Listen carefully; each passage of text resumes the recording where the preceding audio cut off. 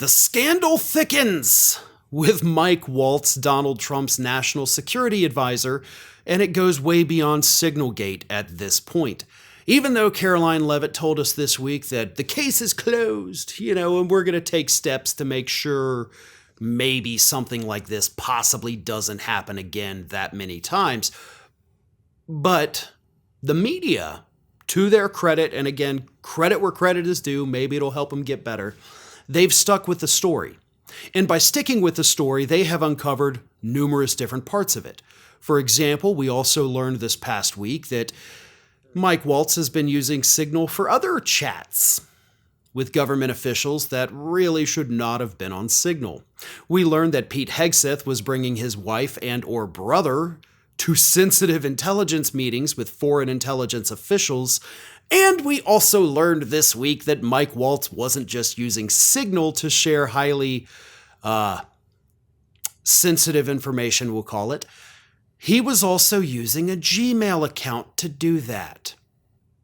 Now, if that sounds a little familiar, right? A government official using a private email to talk about government issues with other government employees? Last time we had something like that happen, you heard chants at rallies where people said, "Lock her up." They wanted the person who did that, Hillary Clinton, to go to jail for the rest of her life for using a private email for official government business. Now, so far, this story has been out there for about 2.5 days now. I have not seen a single conservative out there say lock him up about Mike Waltz for doing the exact same thing that Hillary Clinton was accused of doing. Isn't that weird? Maybe they'll get around to it later, and maybe they're busy making their signs. Lock him up is a lot different than lock her up, right? But here's what was reported by the Washington Post. A senior Waltz aide used the commercial email service, Gmail, for highly technical conversations with colleagues at other government agencies involving sensitive military positions and powerful weapons systems relating to an ongoing conflict, according to emails reviewed by the Post. While the National Security Council official used his Gmail account, his interagency colleagues used government-issued accounts, headers from the email correspondence show.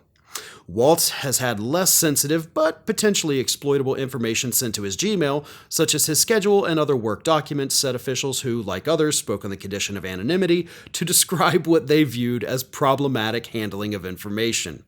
The officials said Waltz would sometimes copy and paste from his schedule into Signal to coordinate meetings and discussions. And of course, we also know that his Venmo account was revealed to be completely public, so we could see all that, including the payments he made to a CNN reporter and an MSNBC reporter for some reason. Now, what's interesting about this story to me is the way that the government, the Trump administration, is already denying it. Like, there's no evidence of this. Now, think back to what I just read you, okay? Washington Post has the emails.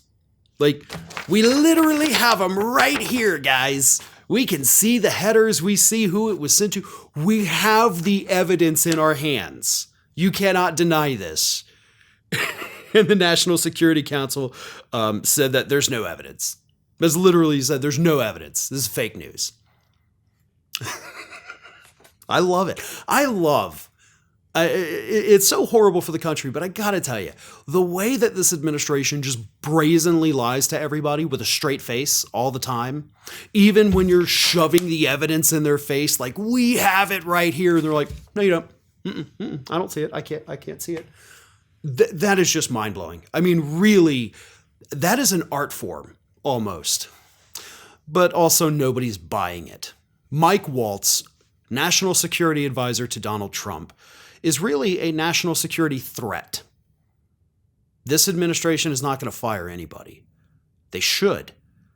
And hopefully the media stays with this story, because as I said, the more they've stayed with it, the more that's been uncovered. It's so much worse than just Signal.